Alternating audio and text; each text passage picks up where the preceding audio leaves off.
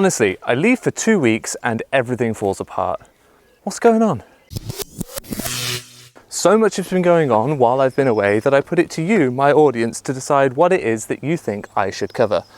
And the overwhelming response was that you wanted me to cover the legal issues. You wanted me to cover specifically the fact that Mormon Stories, run by John Dehlin, is being sued by the Church of Jesus Christ of Latter-day Saints. And the key to that dispute seems to be that the church, who have publicly distanced themselves from the label Mormon, are now trying to enforce their trademark over the word Mormon because John Dehlin's podcast is called Mormon Stories. Yeah. Right? Now, it's worth making a very important caveat here, which is that I'm not a lawyer. In much the same way as I got involved in the issues of the temple in Fairview, Texas, I can't speak to who's right legally. I can't speak to whether the church has legal merit to their arguments. What I can do is look at what the church is saying, whether it's honest or not, and whether it seems reasonable.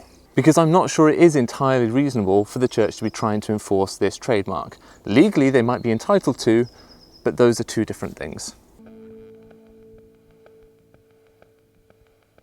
After months of mediation between John Dehlin, who runs Mormon Stories, and the Church of Jesus Christ of Latter-day Saints, who, again, don't like to be called Mormon, on Friday the 17th of April 2026, the Mormon Church decided to sue John Dehlin and the Open Stories Foundation, which is the non-profit that contains the Mormon Stories podcast, and this is the reasoning that they gave. Mormon Stories, and specifically defendant John P. Dehlin, knowingly and intentionally adopted and uses the name Mormon Stories for its podcast and business, with conscious disregard of the church's rights in the Mormon marks, and with the intent to cause confusion among consumers and to mislead the consuming public into believing that Mormon Stories is affiliated or associated with, endorsed or approved or sponsored by, or otherwise connected with the church, when it is not. Now, it's just occurred to me that there is in fact no way you can have a podcast that commentates on the church or tells people stories of leaving the church that is not in some way connected to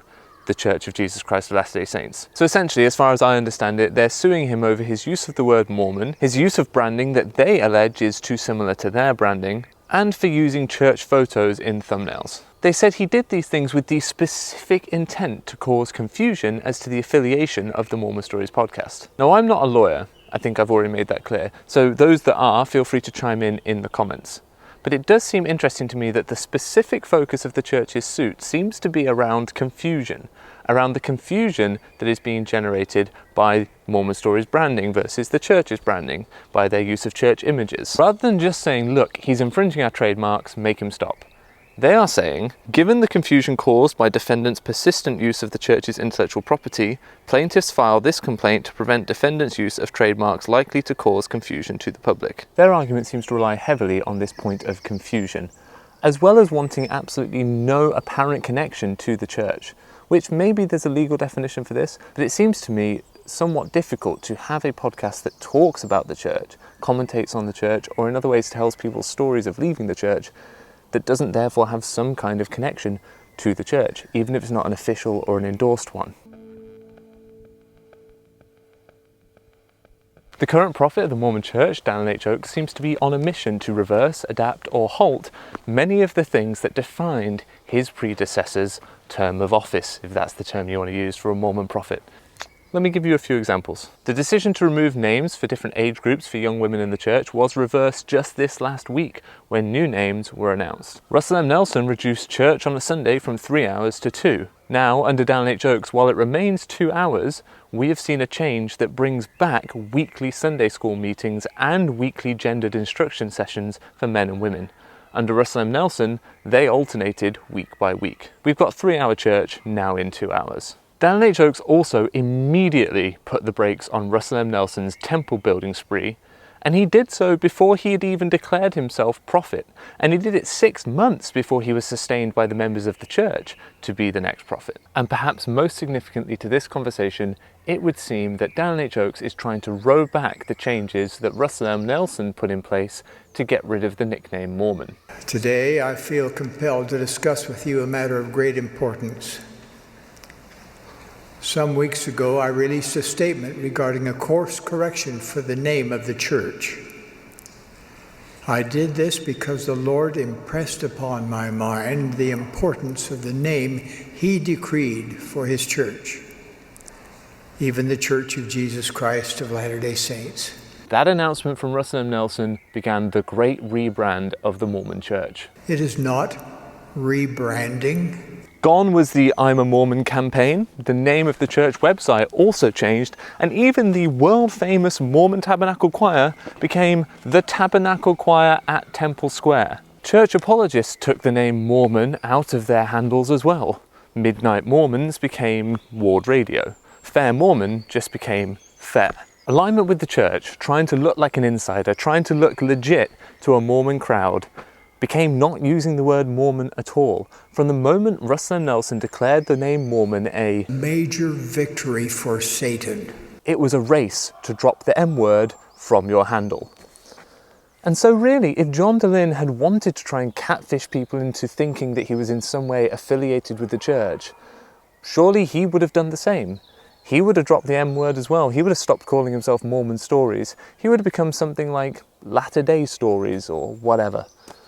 And while I can't speak for John, and really I wouldn't want to, what I will say is for many of us in this space, me included, using the name Mormon while everyone else was running around going, it's the Church of Jesus Christ of Latter-day Saints actually, became a sign of our non-conformity. It was a symbol that we weren't bowing down to what is now becoming increasingly obvious as just a whim of Russell M. Nelson's.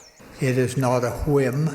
And if you don't want to characterize it as a whim, you can at least appreciate that it was definitely something that was his issue and something he felt very strongly he wanted to speak about. Now, all that is to say, any member who hasn't been under a rock for the past 10 years is fully aware that the church has shifted its position on the nickname Mormon. And so I find it incredibly unlikely that any member of the church who's been paying attention is going to stumble across a podcast called Mormon Stories and think it's any kind of official church publication, because the church very overtly removed the word Mormon from all of its official communication channels. This legal action by the church is, in my opinion, going to damage their public reputation, their credibility, and their mission. This legal action makes the church look petty, like they can't stand criticism. And it also makes them look, frankly, unchristian. Which is ironic, given you've got church leaders like Kevin Hamilton going out there and trying to paint the church as though it is the absolute manifestation of exactly what Jesus Christ would do. Consider this. As I visit with members across the church, I sometimes hear things like, I don't support the church's policy on, and then you fill in the blank. Or, I don't agree with the way the church does this or that. Could I suggest an alternative approach? Substitute the word Savior or Lord or Jesus Christ in place of the church. As in, I don't support the Savior's policy on, you fill in the blank. Or I don't agree with the way Jesus Christ does this or that. For me, personally, that seems to put a very different perspective on things. Does the church really want headlines that say something like, Jesus Christ sues ex-mormon podcast? And on that note, do leaders of the church really think that this kind of legal action is what Jesus would do? Do we have any record of Jesus suing anyone? Dan H. Oaks spoke in this last General Conference about being a peacemaker. And it seems odd to me that rather than use their vast wealth and their influence and power to end wars, the church is instead choosing to use their vast wealth, influence and power to try and crush a small ex-Mormon podcast that says critical things about them. In fact, the accusation has been levelled at the church that they are a corporation dabbling in religion. And this kind of petty litigious behaviour does nothing to dispel those kinds of accusations. The Streisand effect is a well-known enough phenomenon by now that the church really ought to be aware of it. John DeLynn's own video addressing this lawsuit has well over 100,000 views, and counting. In fact, I would bet that there isn't a time in the last 10 years where more members of the church have been aware of the name John DeLynn and the podcast Mormon Stories than right now. Not only does this lawsuit bring more attention to the issues that Mormon Stories raises, potentially exposing church members to those issues, but just on the face of it, seeing the church suing a small podcast that's critical of them will damage the church's reputation amongst any members that become aware of this. Well, not any members, but it's surely a non-zero amount of church members who see the church behaving this way and take problem with it. And this brings us back to the question of what Jesus would do. When members see the church acting in profoundly un-Christ-like ways, it creates a dissonance that can be hard to ignore. And so I'll make this my final point. It seems this petty legal action by the church to shut down Mormon stories on a technicality is profoundly un-Christ-like, because you don't have to be ex-Mormon to believe that everyone, regardless of where they are, and particularly if they're going through a faith crisis, deserves love and help. And that is what Mormon Stories has offered to countless people over the years. They've offered it in the absence of any kind of robust pastoral care for those going through a faith crisis offered on an official basis by the church. Yes, there are apologists. Yes, there are fair Mormon. Terrell and Fiona Givens are trying their best to help those who go through a faith crisis.